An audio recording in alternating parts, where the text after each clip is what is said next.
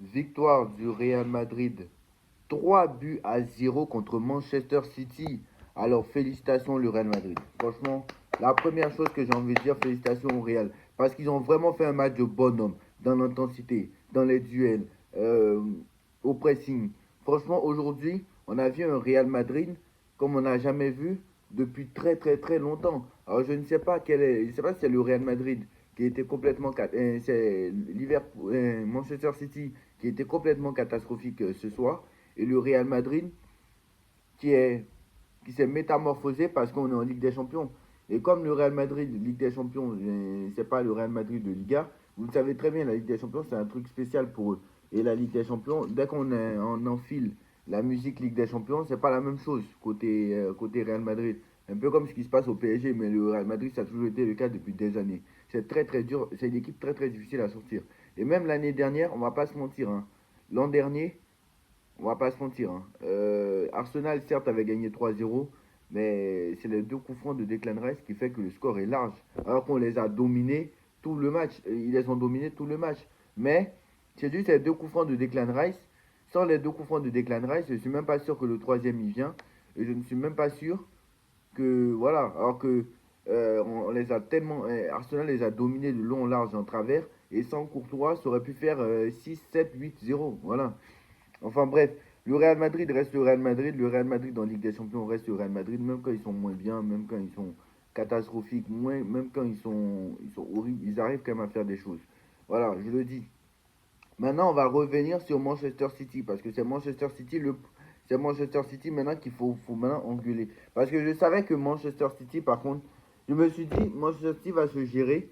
Parce que moi, c'était quoi ma théorie? Ma théorie, c'était match nul et à l'aller, ou victoire à la limite de 1 comme le Real a une défense catastrophique. Je me dis que bon, ils vont quand même réussir à faire des choses, à marquer, parce qu'ils sont à domicile et le City va se gérer en attendant le match retour. Et au match retour, par contre, ça sera 3-0 Manchester City. Mais là, honnêtement, je ne pense pas que le Manchester City va faire la remontada, hein. Je le pense. Honnêtement, je ne le pense pas.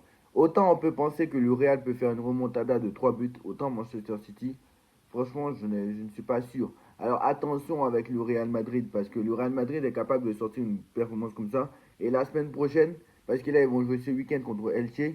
Et la semaine prochaine, là, mardi, ils vont jouer contre Manchester City. Ils sont capables de perdre 3-0, parce que City, maintenant, ils n'ont rien à perdre, hein. Voilà, je le dis. City, maintenant, n'a rien à perdre. City va jouer et va jouer comme il joue d'habitude. Et City à domicile va vouloir gagner au moins le match. Alors je pense que la semaine prochaine, le Real Madrid ne gagnera pas. Voilà, je le sais, le Real Madrid ne va pas gagner à City. Ça, c'est déjà clair. En Ligue des Champions, Manchester City a perdu seulement 2 fois depuis 2018. Voilà, je le dis. 2 défaites en 5 ans. Non, 2 défaites en 7 ans en Ligue des Champions.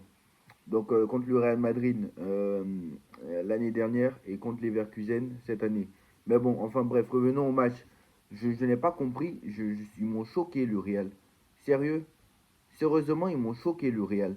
Et honnêtement, je ne suis même pas sûr, parce que ce n'est pas le meilleur des... Parce que je vous avais dit que c'était pas Manchester City le problème. J'ai dit juste que, comme le Real, ils sont beaucoup trop faibles, surtout défensivement, je pense qu'ils n'ont aucune chance.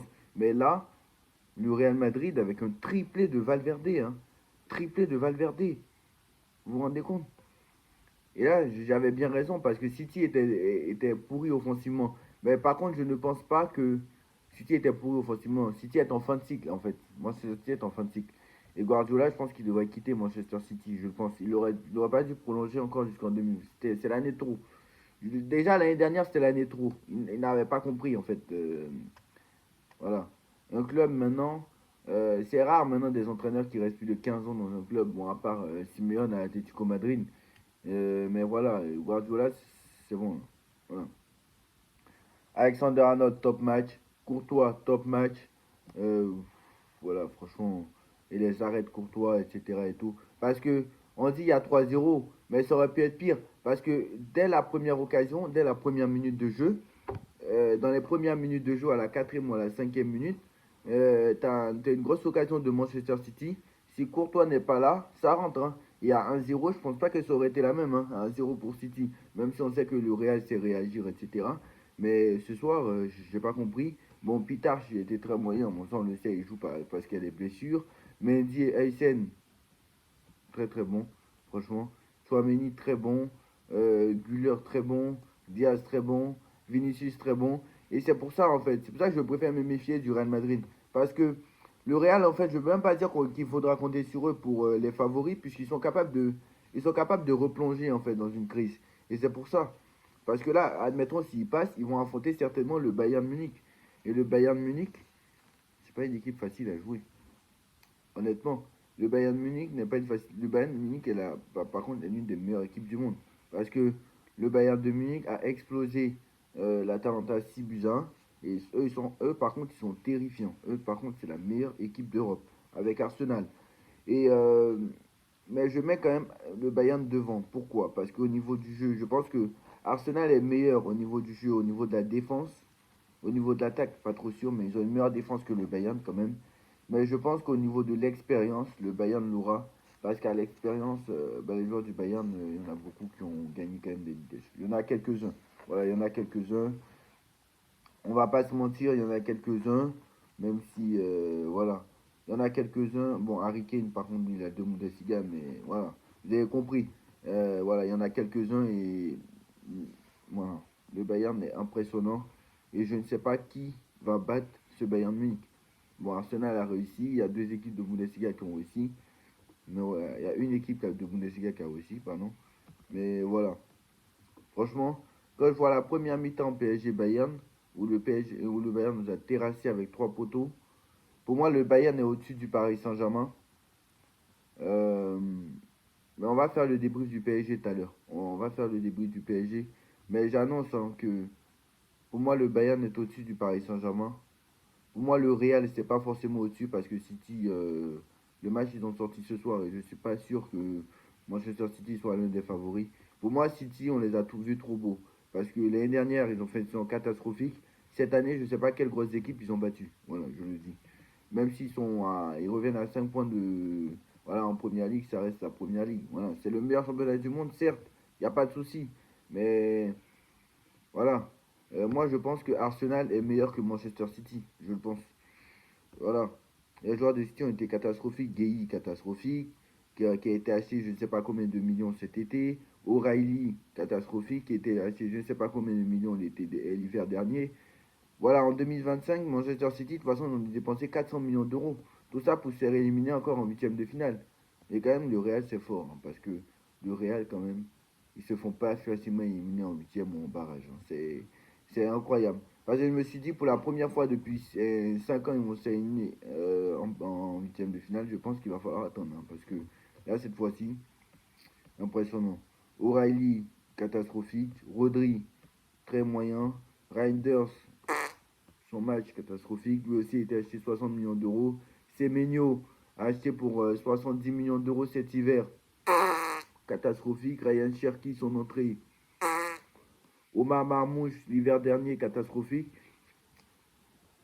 Vous vous rendez compte que Guardiola, en un an, il a pris Marmouche, 80 millions, je crois. Cherki, c'était je ne sais pas combien de millions. Doku, il a pris. Doku, bon, ça c'était avant. Silva, il est toujours là. Reinders, ils ont pris. Semenyo, Cherki, Savigno, Reinders, O'Reilly, Gueye, Kuzanov, Donnarumma. 8 joueurs. Et ces 8 joueurs-là valent plus de 700 millions. Ces 9 joueurs que je viens de citer là, il y en a encore sur le banc, hein, je pense. Hein. Je pense qu'il y en a encore sur le banc. Et ces 9 joueurs-là valent plus de 900 millions d'euros. Et même malgré ça, tu te fais éliminer par Al Hilal en Coupe du Monde des clubs. Franchement. Moi, Guardiola, c'est un coach surcoté. Moi, je le dis. Guardiola est un coach surcoté. Je le dis. Parce que le mec a mis 8 ans à gagner la Ligue des Champions avec Manchester City alors qu'il jouait dans le meilleur championnat du monde. Voilà. Enrique, lui, il joue en Ligue 1, mais pourtant, il a mis 2 ans à gagner une Ligue des Champions. Voilà. 2 saisons. Moi, je pense qu'il est surcoté, Guardiola. Et j'en ai rien à foutre de ceux qui vont dire le contraire. Le Bayern, il gagne les Bundesliga. Mais tout le monde a gagné. Je suis sûr que Vincent Kompany est un meilleur coach que Guardiola. Voilà, je le dis. Je suis sûr que Vincent. Alors vous allez me dire, oui, mais c'est lui qui a formé, c'est Guardiola qui a formé Kompany. Et alors? Et alors? Et alors? Voilà. Je vois pas où est le rapport. Pareil pour Arteta. Moi, Arteta, je pense que Arteta va devenir un meilleur coach que Guardiola, je le dis. Je le dis. Parce que Arteta, vous allez voir, hein, Arteta ne va pas mettre 8 ans à gagner la Ligue des Champions à Manchester City. Compagnie, il va pas mettre 8 ans à gagner la Ligue des Champions avec le Bayern. Je le dis. Je le dis. Voilà. Enrique, il a mis que 2 ans à gagner la Ligue des Champions. Voilà. Je le dis. Guardiola, lui, il en a mis 8. Voilà. Guardiola, je dis, c'est un coach surcoté. Moi, je vous le dis. Donc voilà. Faudra compter encore sur le Real cette saison, à voir si Manchester City a joué à son meilleur niveau ou pas. Le problème, c'est que le Real est capable de faire ça et puis de redescendre après. Donc, c'est ça le problème du Real Madrid. Donc voilà. Dites-moi en commentaire ce que vous en pensez. On like, on partage, on commente, on s'abonne. On se retrouve très vite pour une nouvelle vidéo. Tchuss.